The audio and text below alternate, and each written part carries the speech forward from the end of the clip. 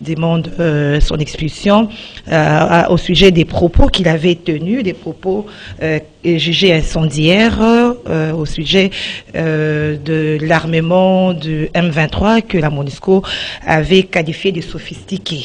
Autre sujet, c'est l'invitation de l'ancien président de l'UDPS, Jean-Marc Kabounda à l'Assemblée nationale, la Chambre basse du Parlement, qui a été saisie par le procureur général près la Cour de cassation pour entendre le député national Jean-Marc Kabounda. Analyse et commentaires, c'est dans ce kiosque de ce jeudi. Autre sujet, c'est la manifestation de professeurs de l'université réunis au sein de la Poukine qui demandent la révocation du ministre de l'ESU, Moïndo Nzangi. Ils seront dans la rue en manifestation ce jeudi pour demander à ce que le ministre de l'ESU soit révoqué du gouvernement Sama Lukonde. Analyse et commentaires, c'est avec nos deux invités. Walter Koui, bonjour. Bonjour Gisèle, bonjour aux téléspectateurs de CCTV. Voilà, en forme. Très en forme. Notre invité, c'est Dou Jésus Bélédou. Bonjour Dou Jésus. Bonjour madame, bonjour à Walter Koui et bonjour aux téléspectateurs de Kiosque. Voilà. Merci de l'invitation. Alors vous allez savourer des analyses pertinentes avec nos deux invités. Tout d'abord cette nouvelle triste, la presse congolaise est en deuil. Notre consoeur Lopez Kakuba a quitté la terre des hommes depuis hier dans la soirée. Lopez Kakuba, qui était aussi une ancienne de Canal Congo Télévision, elle a tiré la révérence, paix à l'âme de notre sœur Lopez Kakuba. D'où Jésus, vous avez quand même connu Lopez Kakuba? Oui, mais de notoriété. J'avais le goût de suivre ses prestations dans le journal télévisé.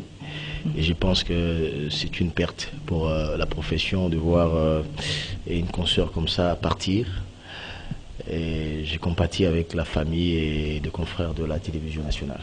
Ok. De même avec Walter Koui, vous avez eu à fréquenter Lopez Kakuba? Oui, depuis qu'il était attaché de presse au ministère de l'Agriculture à l'époque avec Kantitima Basengenzi et puis à la CENI aussi, lors du cycle électoral passé. On était presque tout le temps ensemble, surtout 2017, 2018. Presque tous les jours, on était avec elle quand il y avait une activité à la CENI. Une dame très gentille, et malheureusement, la mort qui est le destin. Nous naissons, comme disait un philosophe, nous naissons pour mourir. C'est question de nous rendre prêts. Il ne faut pas attendre seulement la vieillesse, mais nous devons toujours être prêts et accepter ce qui nous arrive deux fois avec beaucoup de sportivité. Voilà, paix à l'âme de notre sœur Lopez Kakuba.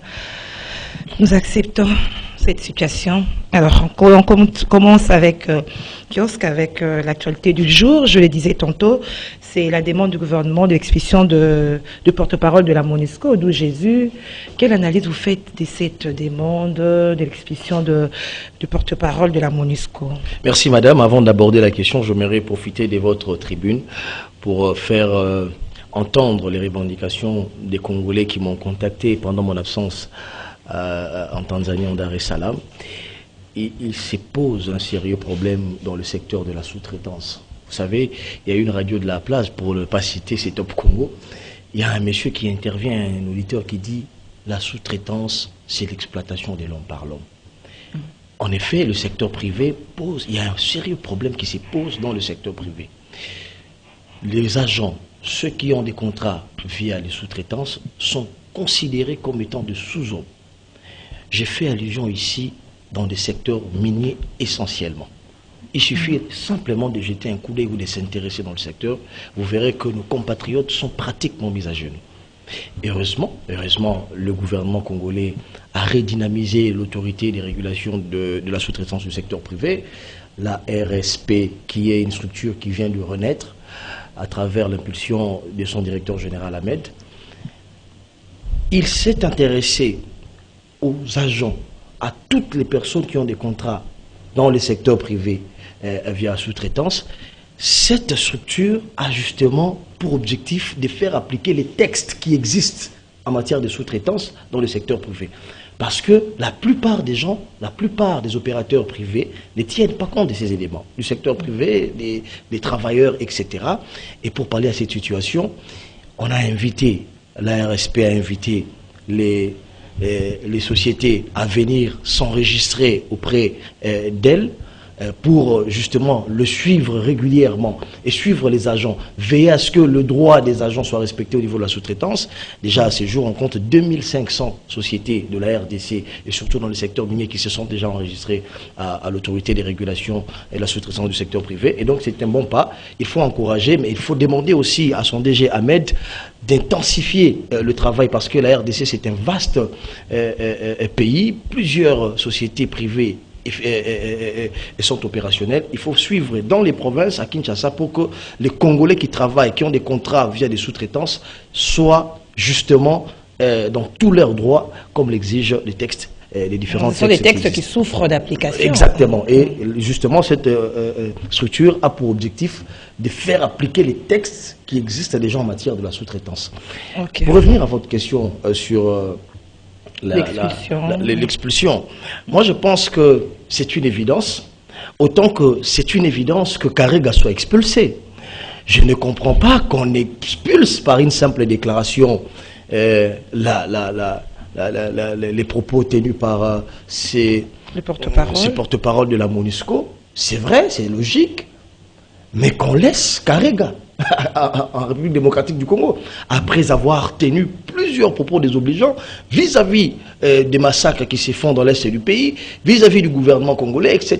Vous voulez dire quoi? Deux poids, deux mesures. Ce n'est pas des poids, deux mesures. C'est dans cette logique-là. On a estimé que quelqu'un qui crache sur les efforts que nous faisons, quelqu'un qui vante les prouesses d'une force négative en notre sein, au sein du pays, mais on l'expulse, ce qui est logique, mais de l'autre côté, il y a Karega qui a fait des sorties médiatiques avec des déclarations sulfureuses, avec des déclarations qui insultent pratiquement le gouvernement et le peuple congolais. On le garde. Je ne sais pas pourquoi on garde Karega. La logique voudrait aussi qu'on mette Karega à la porte, qu'on l'expulse autant qu'on a expulsé les porte-parole de la MONUSCO. Ça, je pense que ce serait la logique. Mais je reviens maintenant au fond de la question.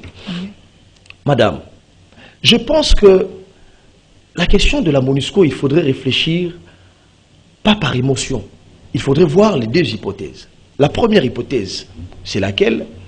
La première hypothèse, c'est que lorsque le président du Sénat, par exemple, Bahati Lukwebo, interroge face à un auditoire dans l'est du pays, s'interroge sur le rôle de la MONUSCO actuelle face aux agressions, aux tueries, aux massacres devant les jeunes. Et les jeunes, la population conclut en elle-même que la MONUSCO devrait plier bagages et partir.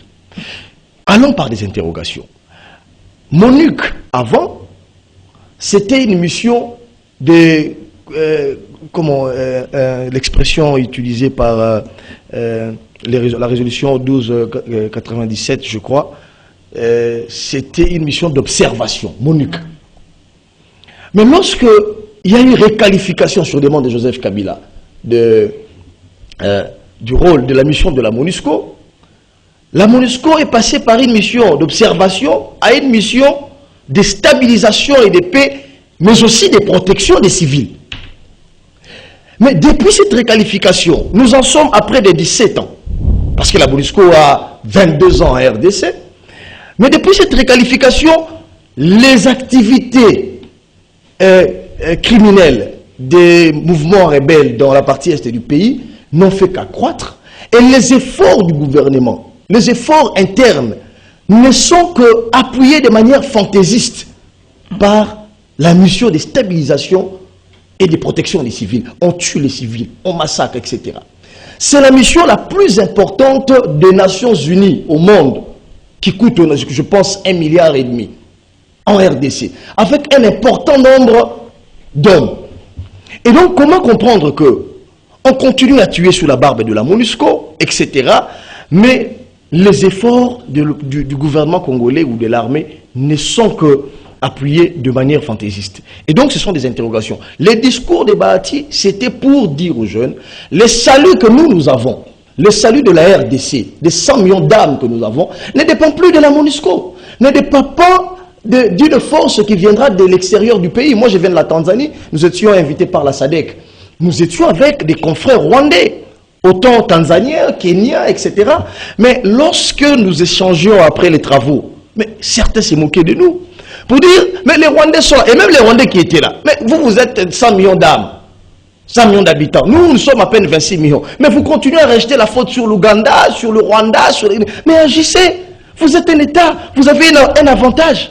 Et donc, ces messages-là corroborent avec ce qu'a dit Bayati Lukwebo justement, comme pour éveiller la jeunesse. Et donc, je pense alors, justement, d'où Jésus Bélédou, quand vous citez le nom, vous revenez sur les propos qu'avait tenu Modeste Bayati, président du Sénat, vous voulez dire quoi? Qu'on doit aussi poursuivre Bayati, comme on a fait? Non, on ne doit pas poursuivre. Parce que lui également a tenu des propos. Qui était aussi à la base. Non, Bayati n'a pas tenu des propos. Bayati n'a fait que dire tout haut, c'est que tout le monde dit tout bas.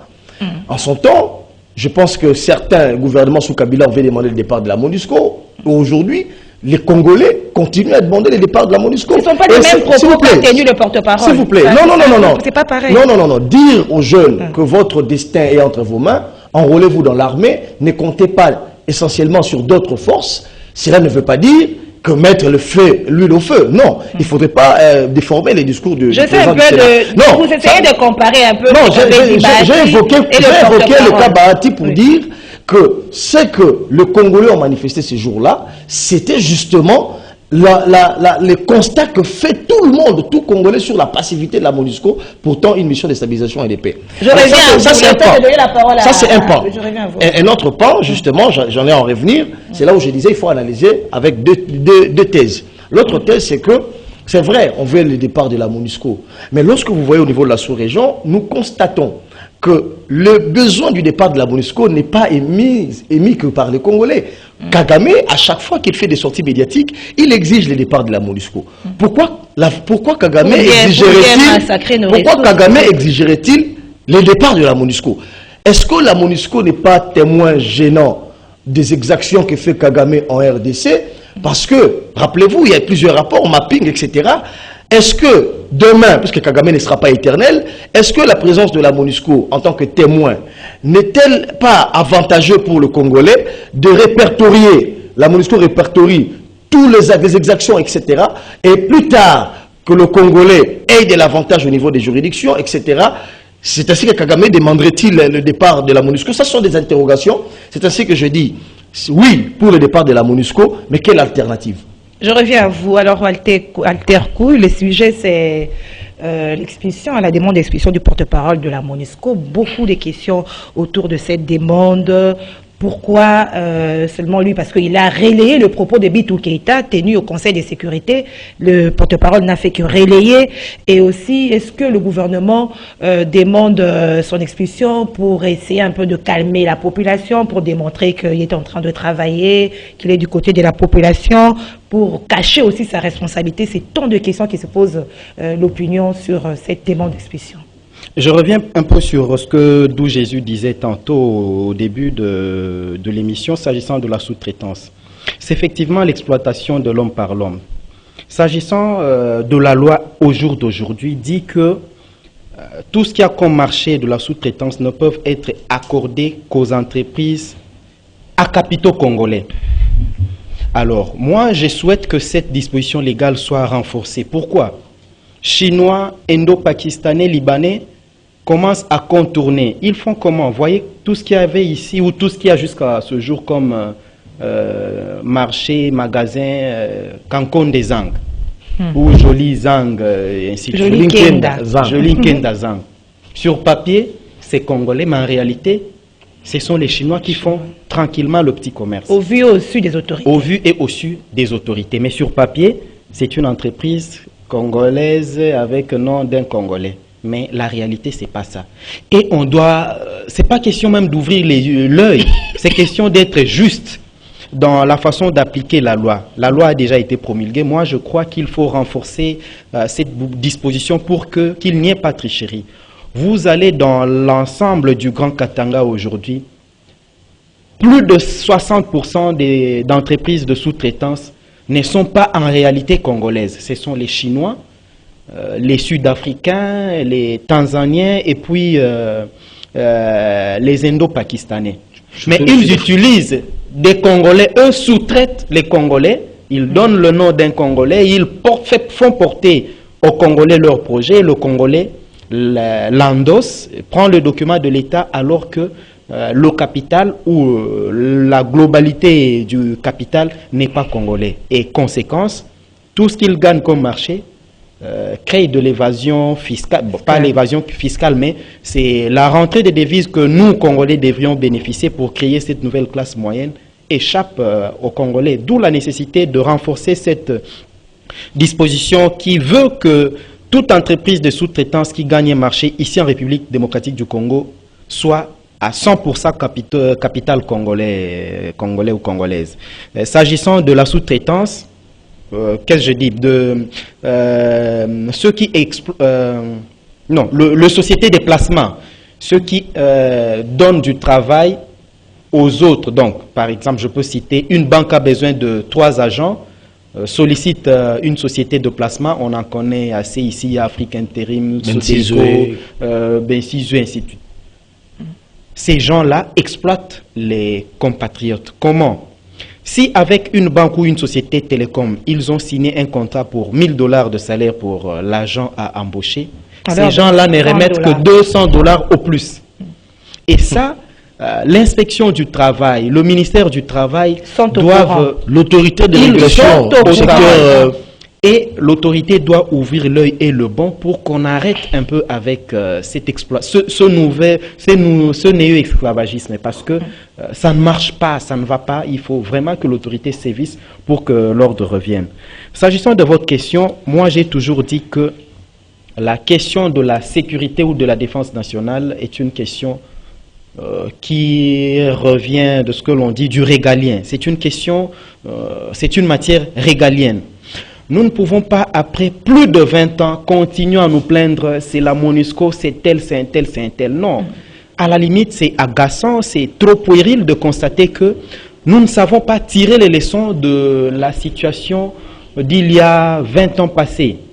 On a vu venir les Interamwe après la chute des Juvenal Habyarimana au Rwanda, du régime Habyarimana. Qu'est-ce que nous avons fait depuis toutes ces années-là? Mobutu est parti, l'AFDEL est arrivé, Mzee a été assassiné. En 2001, Kabila a pris le pouvoir. Il a quitté en janvier 2019. Nous sommes aujourd'hui 2022. Devrions-nous toujours continuer à nous plaindre? C'est la MONUSCO, elle ne fait pas assez le travail. Mais où est notre responsabilité s'agissant de la défense nationale, de la sécurité des personnes et de leurs biens? Bahati, je ne voudrais pas entrer là-dedans parce que j'avais déjà parlé. Inutile de dire que c'est Bahati le tort, ainsi de suite. Non. La colère du Congolais contre la MONUSCO ne date pas d'aujourd'hui. Elle est latente depuis plusieurs années. Je disais sur ce même plateau la semaine passée, rappelez-vous 2004, quand Moutebousi et Nkunda prennent la ville de Bukavu. Les gens avaient marché, avaient manifesté contre la MONUSCO à l'époque qu'on jugeait trop passive, trop touriste. Cette situation a continué. 1,4 milliard comme budget. Mais on en fait quoi? C'est à la limite pour payer le personnel, caser tous ces fonctionnaires internationaux qui sont ici au service de la MONUSCO. Le gros de l'effectif ou du montant, du paquet ne va pas pour les opérations de stabilisation comme le veut la mission des Nations Unies. Rappelez-vous avec Donald Trump quand il était président. Il avait martelé sur la nécessité de réduire le personnel de la MONUSCO. Pas seulement ici, mais du personnel des Nations Unies, partout où il y avait des missions. Parce qu'on a constaté qu'il y avait, à la limite, un business sur le dos des populations pauvres ou meurtries. D'où la nécessité, pour ce qui concerne notre pays, nous devons réfléchir sur ce que nous voulons réellement s'agissant de notre défense nationale, de l'intégrité du territoire national. Parce que plus d'un mois après, Bunagana est toujours occupé par les rebelles. Nous ne pouvons pas aujourd'hui dire que la faute c'est à la MONUSCO, la faute c'est à nous. Pourquoi? Parce que il y a aussi la responsabilité du gouvernement congolais. Oui. Qui nous empêche d'attaquer Bunagana? Qui nous empêche? Personne. On ne peut pas dire aujourd'hui, nous insistons sur la nécessité que la MONUSCO, les Nations Unies font quelque chose pour que nous puissions... Non. Pourquoi? Bunagana est frontalier de l'Ouganda. Nous sommes supposons, ou je dirais, il me semble que nous avons des engagements avec les Ougandais pour combattre les forces négatives. Pourquoi les Ougandais qui sont au front avec nous, à Beni et en Ituri, ne peuvent pas demander, s'ils ne doivent pas affronter les M23, pourquoi pas leur demander, parce que ce sont leurs parrains, de quitter le territoire. Parce que quand le M23 a été défait en 2013, la plus grande partie a été cantonnée en Ouganda. Un petit nombre était au Rwanda. Ça, tout le monde le sait. Comment ces gens-là peuvent quitter le camp, traverser la frontière, pour le cas de Bunagana, la frontière entre l'Ouganda et la RDC, capturer cette ville, alors que nous sommes en opération conjointe avec l'Ouganda. Avec l'armée du l'UPDF. Donc, nous devons nous remettre en cause et pas continuer avec du verbiage. Est-ce que le départ de la MONUSCO ou le départ de ce porte-parole va ramener la paix en République démocratique du Congo? Ça ne va jamais ramener la paix. Parce que le problème, ce n'est pas monsieur, son nom m'échappe, ce n'est pas le porte-parole de la MONUSCO. Ce n'est pas le premier personnel de la MONUSCO à être expulsé de la RDC. Ce n'est pas le personnel de la MONUSCO le premier à être mis en garde. Rappelez-vous quand Lambert Mende était porte-parole du gouvernement. Il avait mis en garde à l'époque Antoine Bambara. Ce n'est pas la première fois. Ici même, en République démocratique du Congo, on a déjà expulsé le chef de délégation de l'Union européenne, Bart Ouvry. Est-ce que ça a résolu le problème? Dans le gouvernement cherche seulement à calmer Nous ne devons pas toujours rejeter la faute aux autres. Assumons-nous. Que voulons-nous?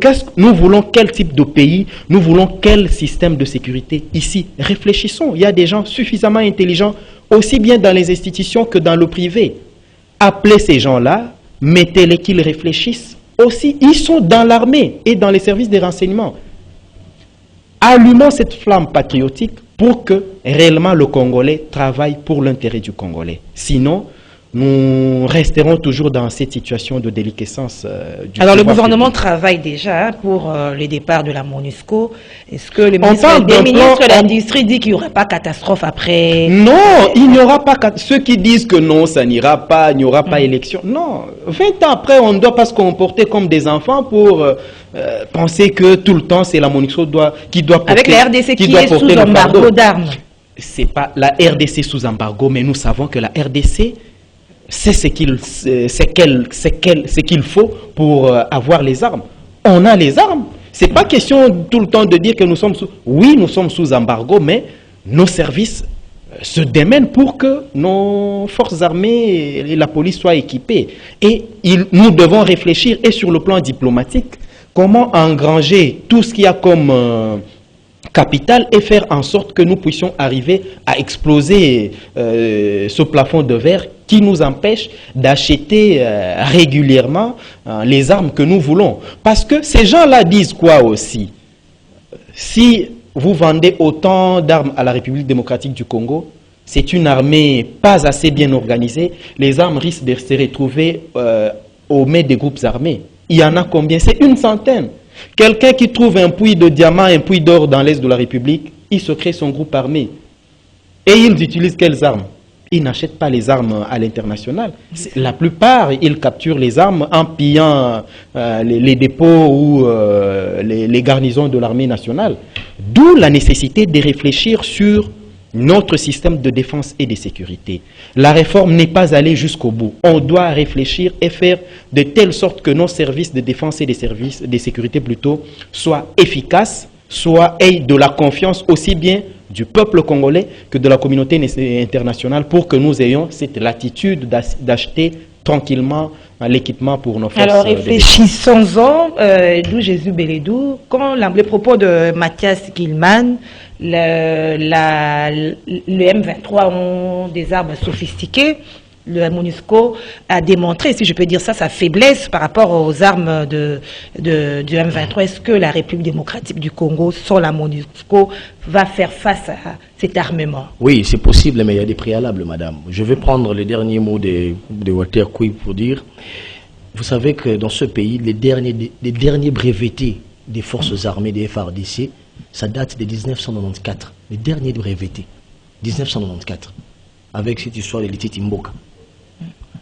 Jusqu'aujourd'hui, on nous a bombardé des généraux. Sans formation. C'est le fruit des brassages, des mixages on prend un rebelle au nom de la paix, on l'amène, on le bombarde général, et il va dans l'est du pays, et ils exigent parmi les revendications même de ne jamais être permutés. C'est quoi ces généraux, ces colonels qui ne peuvent pas être permutés et qui ne peuvent rester que dans l'est du pays? Parce qu'ils ont justement une mission.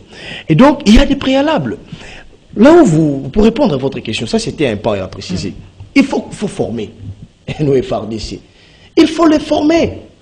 On ne peut pas retrouver comme ça un major, un général qui n'a pas un cursus, mais qui est dans l'armée. Des généraux qui sont pratiquement coupés avec des hommes de troupes. Pourquoi? Parce que ce n'est pas Bélébou qui l'a dit. Parce que la thèse de l'infiltration est plausible. Comment expliquer qu'un général n'a pas de contact? Et ces gens-là, pour la plupart, ceux qui viennent des mouvements rebelles, qui ont intégré l'armée, pour la plupart de ces gens-là, ce sont des grands chefs, des grands responsables de l'armée. Pourquoi? Parce que on ne veut pas les placer dans des fonctions de major, ils seront avec les troupes. Et ils vont parler, et les troupes vont les découvrir. On le met dans le grand des commandements, pour s'éloigner des hommes des troupes, et c'est comme ça que les choses évoluent, malheureusement. Plusieurs rapports le disent. Et donc ça, il faut au niveau interne qu'il y ait des organisations, qu'on s'organise. Ça c'est un point. Pour répondre à votre question, les Nations Unies a, devant la face du monde, fait un aveu de faiblesse. Et c'est une première. Lorsque l'on dit les M23, c'est pratiquement une armée, de l'armement d'une armée classique.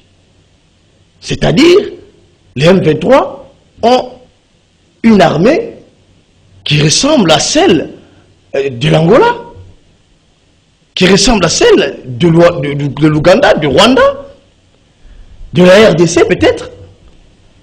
Peut-être moins que nous, parce que nous, on est sous embargo. Quand vous dites, les Nations Unies nous disent que les M23 ont une armure d'une armée classique, c'est-à-dire les M23 ont une armée de l'armure de l'Ukraine. Parce que l'Ukraine est en guerre contre la Russie. Les M23 peuvent faire la guerre contre la Russie. Madame, la thèse du complot est plausible. Il faut qu'on arrête avec cette attitude de se plaindre. Comment expliquer, madame? Parce que les gens ne parlent que peu. Comment expliquer que le contingent qui a tiré sur les compatriotes, qui a forcé la frontière à Kasindi, c'est un contingent tanzanien. Ce sont des Tanzaniens de la MONUSCO. Ils venaient de la Tanzanie, ils sont arrivés, ils ont tiré, ils ont tenté par effraction à la frontière nationale. Mais la MONUSCO a camouflé l'information. Le gouvernement congolais n'en a pas parlé. Or, nous savons sur la sincérité de nos voisins de la sous-région. On le sait. Les enquêtes sont en cours. Nous sommes journalistes, madame. Nous sommes journalistes. C'est un contingent tanzanien, c'est un secret polichinelle. Comment expliquer, Walter Kou, il a dit, comment expliquer que nous sommes en mutualisation des forces avec l'Ouganda? Mais pour contourner, pour prendre Bunagana, les M23 sont passés par l'Ouganda pour encercler les FARDC avec la bénédiction des Ougandais. Et il y a un fils de Museveni qui se moque de nous régulièrement sur Twitter. J'oublie son nom. Et qui dit clairement, qui veut l'entendre, que le salut de la RDC dépend de nous. C'est nous qui maîtrisons la situation. Alors, faut-il faire un dessin pour vous dire clairement que l'Ouganda n'est pas avec nous, en réalité? Mais curieusement, dans la force régionale, l'Ouganda a fait partie. Mais il faut s'interroger sur ces accords. Il faut s'interroger, madame. Parce que les M23 sont passés par là. Walter Kou, il a d'ailleurs expliqué de manière très, très claire. Et donc, madame, et les Tanzaniens, puisque c'était un contingent tanzanien qui a forcé, dès que la MONUSCO a voulu vous camoufler avec... on l'a vu, les agents de la MONUSCO. Comment expliquer que un contingent tanzanien ou un contingent de la MONUSCO, avec des culottes mal trouées, ils ne sont pas bien chaussés, etc. Interrogez-vous sur la mission qu'ils sont venus faire en RDC. Comment expliquer? Et donc, la thèse du complot est plausible. On nous prendra au sérieux, madame, que le jour où les Congolais vont se décider de prendre en main leur destin. C'est-à-dire s'attaquer aux causes profondes de cette guerre. S'organiser au niveau interne. Le porte-parole qui n'a rien à voir. S'organiser au niveau interne. Les armes, on peut s'en en procurer. On peut s'en en procurer. 10 millions d'âmes, 100 millions d'âmes ne peuvent pas continuer à se plaindre face à l'agression du Rwanda. On nous prendra au sérieux, madame, le jour où on prendra notre destin en main. On va attaquer les problèmes, comme Mosé l'a dit, on va retourner la guerre d'où elle est venue. C'est ce jour-là que la communauté internationale, la sous-région, les gens nous prendront au sérieux et respecteront la RDC. Tant que nous continuons à constater que Bunagana est agressé, il y a de l'occupation de l'armée rwandaise via les M23, nous continuons à chercher à trouver des accords sans pour autant qu'il y ait une dynamique au niveau interne. Madame, rassurez-vous, on va nous amener des sommets en sommets, on va nous amener des rencontres à rencontres, on va nous amener des déclarations en déclarations, mais concrètement, il n'y aura rien. Il faut au niveau interne qu'on ait des gens comme Laurent Désiré Kabila. Heureusement, Tshisekedi est dans cette logique-là.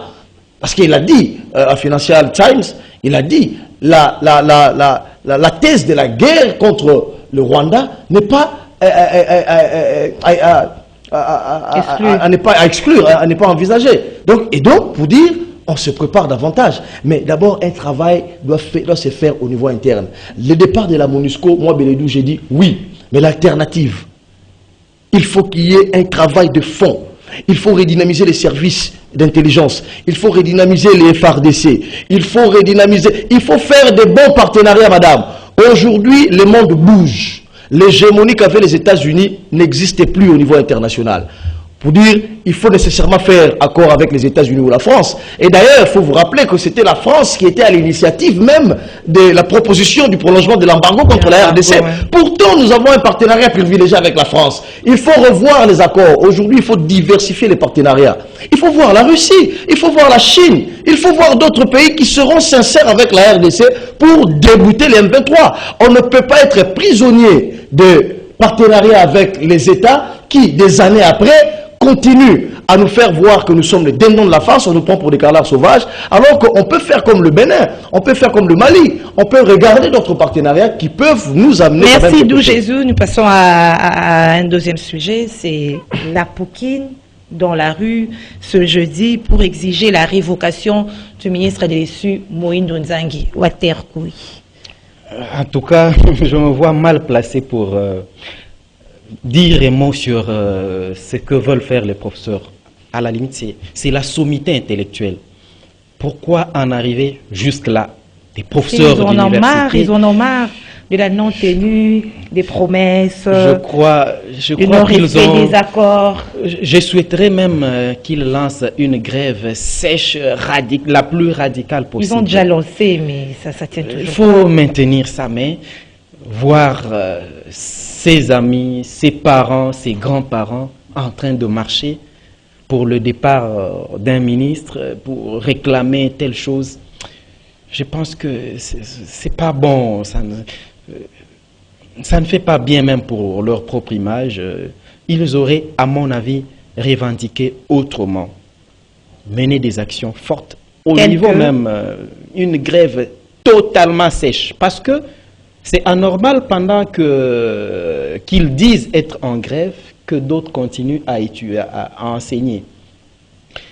J'ai une jeune sœur qui est à la faculté, qui finit à la faculté de médecine, qui continue d'étudier. Il y a cours. Alors qu'officiellement, celui qui est en droit n'étudie pas. Là, c'est la grève est la plus, c'est la sécheresse totale. Mais c'est la même université de Kinshasa. D'où la nécessité aussi de mener des actions. Pour que les actions soient efficaces, il faut l'unité. Sans unité, je ne crois pas qu'il y aura une suite favorable. Parce que, rappelez-vous, ce matin, l'ancien président de la Poukine, le professeur Kitombole, est passé sur nos antennes de Top Congo pour dire que les profs avaient tapé à côté, ça ne valait pas la peine, il a donné les justifications qu'il a données. Il y a des entre eux. Voilà, mais maintenant, qui dit vrai, qui dit faux? Je suis vraiment au regret. Je crois qu'ils vont se soumettre ou qu'ils vont écouter la voix du gouverneur qui a refusé de prendre acte parce que ça sera anormal, connaissant nos policiers, de voir ce soir ou le lendemain sur image ceux qui nous ont enseigné être violentés par la police. Parce que je sais de quoi notre police est capable. Je ne voudrais pas que nos professeurs soient violentés par la police à qui on a demandé de faire établir l'ordre en cas de perturbation. Alors revenons sur les revendications. Il y a notamment le non-respect des accords, le blocage des véhicules et l'exécution du partenariat. Le non-respect des accords ne concerne pas seulement les professeurs. Il concerne tous ceux qui travaillent pour l'État congolais, tous les fonctionnaires, tous les agents et fonctionnaires, tous les agents des services publics de l'État. La dévaluation du pouvoir d'achat concerne tout le monde. S'agissant des professeurs, ils touchaient par exemple à l'époque l'équivalent de 2400 $, au taux de 900 francs congolais pour $1. Au jour d'aujourd'hui, $1 se monnaie à 20,50, 20,40 ou 45 dans certaines banques. C'est-à-dire, ils ont perdu presque plus de la moitié de leur pouvoir d'achat. Ça ne concerne pas seulement le professeur des universités. C'est le cas pour les magistrats, c'est le cas pour les médecins, c'est le cas pour les autres fonctionnaires des administrations publiques. Celui qui touchait à l'époque, par exemple, 500 000 francs congolais, au taux des 900 francs, avait l'équivalent d'à peu près 70 à 80 $. Mais aujourd'hui, vous continuez à toucher 500 000 francs congolais, le dollar est à 2000, vous avez presque tout perdu.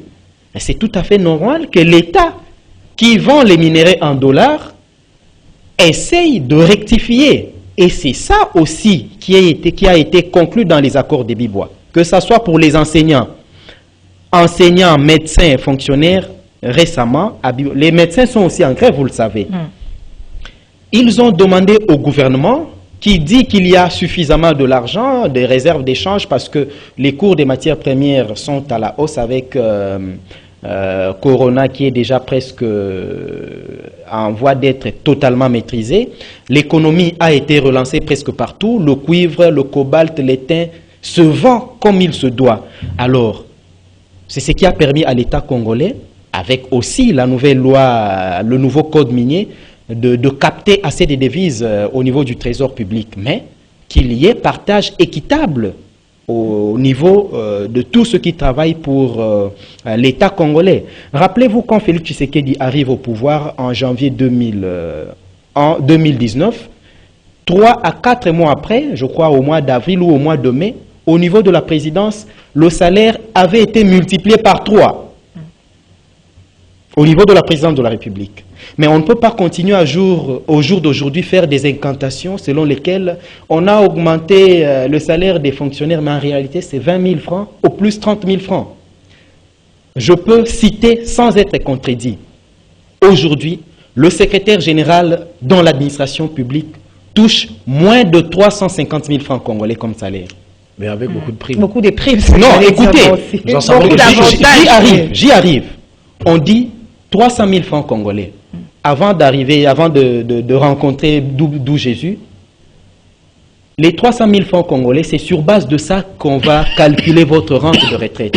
Okay. Ce qui fait que les gens ne veulent pas aller à la retraite parce que si vous êtes un huissier, vous avez 80 000 francs. Quand vous allez à la retraite, votre rente sera d'environ 17 000 francs ou 18 000 francs. Vous en faites quoi? Il dit qu'il y a beaucoup de primes. Les primes, ce n'est pas dans toutes les administrations. Je peux citer les administrations qui ont des primes costauds qui font que ces gens-là vivent mieux. Finance, budget, industrie, et puis... Même à l'ESU, il y a des primes. Pas assez. Je sais, pas assez. Il n'y a pas assez de primes à l'ESU. Quand vous avez 2 500 000 francs congolais. C'est combien aujourd'hui? Oui, c'est quand même quelque chose. 1 million, c'est pour le plus gradé. Donc, secrétaire général, 1 million, c'est combien? C'est 500 $. Quand vous ajoutez 350 000 francs, le secrétaire général à l'ESU touche donc 1 500 000 francs congolais. C'est combien aujourd'hui? 700 000 francs. Comment voulez-vous qu'un haut fonctionnaire, parce que le secrétaire général, c'est l'équivalent de DG dans les entreprises, comment voulez-vous qu'il touche 750 $? Alors qu'à la présidence de la République, on avait multiplié par 3, vous savez, vous et moi, que le plus haut, c'est autour de 30 millions de francs congolais, pour être précis, 28 500 000 et quelques. C'est un peu cette disparité qui fait qu'il y ait des frictions au sein de tous les services publics de l'État. D'où la nécessité de revenir, à mon avis, à ce qu'avait proposé en son temps le vice-premier ministre Mokoko Samba, quand il voulait qu'on puisse un peu soit plafonner et équilibrer tout ce qu'il y a comme rémunération de tout ce qui travaille pour l'État. Parce que on dit que l'administration est une. C'est ça le principe. Que vous soyez au budget, aux finances, au ministère de l'Intérieur, l'administration est une. On peut vous muter ou vous permuter, ça se fait. Vous pouvez demander un transfert d'un ministère à un autre. D'où la nécessité qu'il n'y ait pas de disparité entre ceux qui sont au budget ou ceux qui sont aux finances, aux mines, ou même ceux qui sont dans les services para-étatiques ou entreprises publiques et même les régies financières. Parce que tout le monde voudra aller vers la DGI, la DGRAD, parce que là-bas il y a mieux. Alors que celui qui est par exemple à l'Office national du tourisme a aussi besoin de vivre parce que tous travaillent pour l'État. Pourquoi? Celui qui est au ministère de l'Intérieur, s'il n'assure pas la sécurité, vous n'irez pas prendre de l'impôt.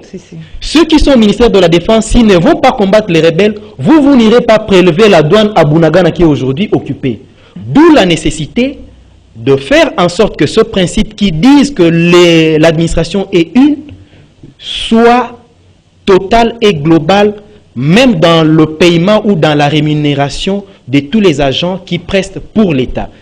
C'est un peu ça, tout ce que je pouvais dire, pour qu'il n'y ait pas tout le temps. C'est presque chaque année qu'il y a grève dans tous les secteurs de l'État. On ne peut pas revenir sur ces grèves alors que nous savons qu'est-ce qu'il faut faire pour justement, chaque année, Beledou, il faut chercher à savoir comment mettre fin à cela. Parce qu'aujourd'hui, on demande la révocation de Moïndo Nzangi. Mais on sait que les années passées également, ils étaient en grève, ils revendiquaient, ils n'ont jamais obtenu gain de cause.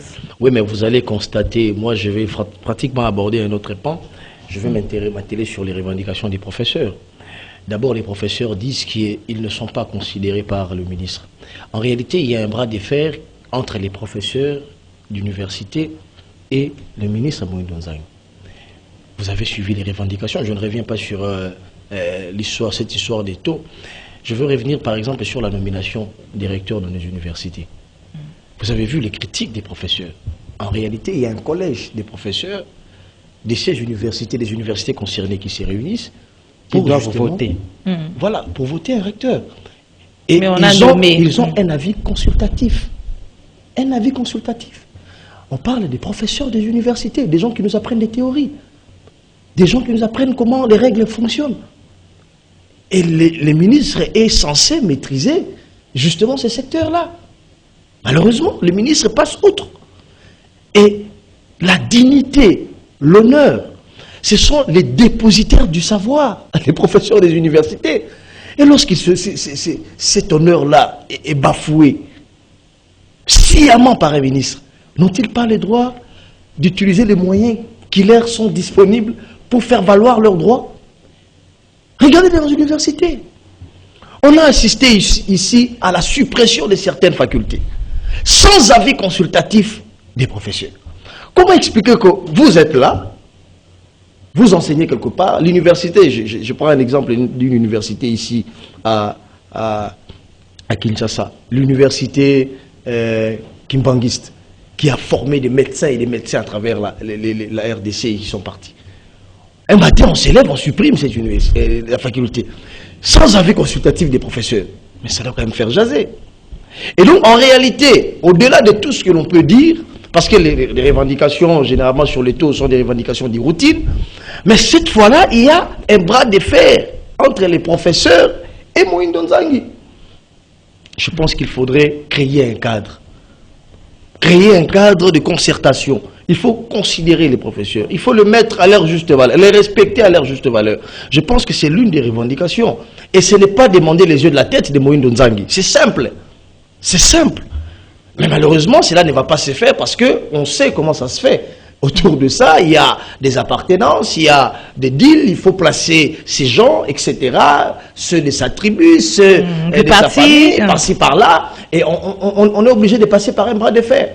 Et ça, malheureusement, nous devons vers la fin du jour. C'est vrai que je vous retire la parole. Nous devons aborder, parce que nous avons annoncé le dernier sujet, c'est l'invitation de Soufré que je vous retire la parole, parce que Doudou dérange déjà. Les derniers sujets, nous allons aborder même en quelques minutes, c'est l'invitation de Jean-Marc Kabound à l'Assemblée nationale sur des demandes du procureur qui doit être, il doit être entendu à l'Assemblée nationale. On va lever son immunité, quelle est votre analyse et vos attentes par rapport à ça? Non, je pense que Jean-Marc Kabound savait que le chemin qu'il va désormais emprunter, ça sera un chemin périlleux. Et il le savait.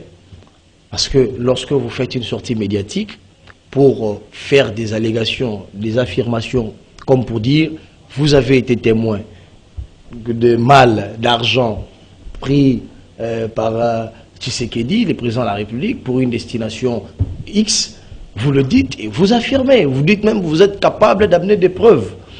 Rappelez-vous, nous sommes à une année préélectorale.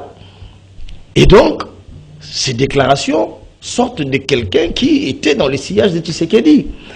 Et laisser passer ces genres de déclarations, et au niveau international et au niveau national, c'est pratiquement tuer politiquement Tshisekedi qui a naturellement envie de rempiler pour un second mandat. Alors comment vous voyez la suite de cette histoire? La suite, c'est que, je disais ici à l'entame que c'est un chemin périlleux, il en était conscient, il doit aller prouver ses allégations devant la justice, ça c'est tout à fait normal, et certains parlent de l'acharnement, mais malheureusement au Congo, on est champion à faire des allégations. Lorsqu'on vous invite par la justice, vous dites c'est de l'acharnement politique.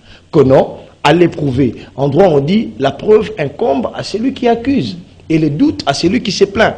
Et donc, il a là la possibilité d'aller prouver effectivement qu'on prend de l'argent, des mal d'argent, il a vu, etc. Et donc, ça, c'est son droit légitime. Il n'a qu'à se justifier. Alors, face à la justice... Mais la peine, vous voyez déjà la peine. Non, je ne dis pas qu'il sera condamné. Il est présumé, il ne sera pas condamné. Moi, qui suis-je pour dire qu'il sera condamné? Simplement, je dis qu'il a emprunté une voie qui n'est pas celle de la sagesse. Était-il obligé, par sa sortie médiatique, de lancer directement un bras de fer avec Tshisekedi? Et là, on comprend directement ce qui se disait tout bas. On a suivi Kabouya. Kabound disait à qui veut l'entendre que c'est lui le vrai président de la République. Il disait à qui voulait l'entendre que c'est lui le dauphin de Tshisekedi. En fait, en réalité... Hier, c'était Kamere et aujourd'hui, c'est Kabouya. Kabound, ce n'est pas de lui qui l'a dit. Non, ce n'est pas de lui qui l'a dit. Madame, vous êtes journaliste, vous avez quand même suivi le discours de Kabouya. C'est pas une parole d'évangile, hein? Non, il est mieux placé à l'UDPS que moi. Moi, je ne suis pas de l'UDPS. Justement, c'est ce qu'on a dit à Kamere autrefois. Madame, je suis en train de présenter les faits. Je vous parle de faits, je ne veux pas inventer des choses. Je suis en train de présenter les faits. On dit de lui qu'il disait à qui veut l'entendre que c'était lui le dépositaire du pouvoir, c'était lui le vrai président de la République. En réalité, Kabound, c'est ce chat qui s'est pris pour un lion quand il s'est miré. Alors qu'en réalité, lorsqu'il est parti, il se voit effectivement dans une position de chat. Et ça, c'est la réalité, on peut le dire ou pas. Parce que lorsqu'il estimait être le lion mâle et que Tshisekedi, le lion mâle, dans une même tanière, ça ne marche pas. Il fallait qu'un lion... Mais finalement, celui qui est proche de Tshisekedi, était-il obligé d'engager le bras de fer en interne avec Tshisekedi? Moi, je pense qu'à un moment donné, ces sorties médiatiques, des propos ténus, j'ai dit à Tshisekedi lors d'une réunion avec Jean-Pierre Bemba, Katumbi, je me suis levé, j'ai dit à Tshisekedi, ça ne va pas se passer comme ça, et je suis parti. Lorsque vous faites des déclarations comme ça en public, quel est le message que vous voulez passer? Voyez-vous? Et donc, ce sont l'ensemble de ces éléments qui me poussent à dire que Kabound s'est prenait pour le lion mâle autant que Tshisekedi dans une même tanière. Merci. Et aujourd'hui, avec ses devoirs en justice, avec son interpellation, nous sommes en Afrique, malheureusement, avec son interpellation au niveau de l'Assemblée nationale, rassurez-vous que Kabound s'est rendu compte qu'il était ce petit chat-là qui se prenait pour un lion. Voilà, Walter. Je veux d'abord revenir sur les mots de Doux Jésus. Oui. Autant il croit aux paroles de Kabouya, autant il doit aussi croire aux paroles de Kabound. Il ne peut pas prendre les paroles de Kabouya pour verser de la Bible et contredire ce que Kabound dit. C'est pourquoi moi, personnellement, j'ai dit que les deux disent la vérité. Soit on est d'accord sur le principe que tous sont dans le système, soit tous disent la vérité. Tous sont péchés, sont privés de la gloire de Dieu. Soit tous disent faux. On ne peut pas croire à l'un et dire que l'autre dit faux. Non, tous étaient dans le système. L'un vient de quitter, il n'y a pas 2 ou 3 mois passés. Revenons maintenant sur le principe. J'ai le dégoût de suivre la façon dont les acteurs politiques, toutes tendances confondues, se comportent. Moi-même, j'ai été plusieurs années militant politique dans un parti quand j'étais étudiant. Mais on refait la même chose depuis Mobutu. Est-ce que nous ne pouvons pas nous remettre en cause et faire l'opposition autrement? C'est ça aussi le problème. Kabouya fait ce qu'il faisait, non plutôt, Kabound fait ce que les oppositions font ici au Congo. Il refait ce qu'il a fait quand Kabila était au pouvoir. Et Tshisekedi, Kabouya savent que Kabound répète ce qu'il faisait quand eux étaient à l'opposition. C'est le cas des Fayoulou et tous les autres que je ne soutiens personnellement pas parce que je pense que les choses ont changé. Aujourd'hui, on doit aborder les choses autrement. Après une passation pacifique du pouvoir au sommet, je crois que les opposants doivent se remettre en cause et voir comment entreprendre la façon de contredire le pouvoir en face. Parce que revenir sur les mêmes pratiques d'il y a 10, 15, 5 ans passés, ça ne marche pas. Parce qu'aujourd'hui, si vous allez aux villes mortes et tractes, c'est sûr, vous savez que ça ne marchera pas. Et c'est le cas pour la suite, la victimisation et consorts. Je ne leur interdis pas leur droit de critiquer, mais ils doivent venir avec des contre-propositions, avec de nouvelles donnes à offrir à la population congolaise. Et non dire tout le temps, ça ne va pas, Tshisekedi dit tout faux. Non, c'est pas ça aussi l'opposition constructive, l'opposition qui donne des leçons, qui inspire du respect. Ce n'est pas le cas. Et s'agissant, si on me demandait aujourd'hui qu'est-ce que tu proposes, je dirais qu'on laisse Kabound. Parce que si on arrive à la levée de ses immunités, on va revenir à ce que Kabila faisait quand il était au pouvoir et qu'on ne condamne pas les gens qui diront que Tshisekedi envoie ses opposants en prison. Voilà. Merci Walter Kouy, merci Jésus Bélédou, merci à vous, fidèles téléspectateurs du magazine Kiosque, merci à Doudou Montiri. Nous nous retrouvons prochainement. Au revoir. Au revoir.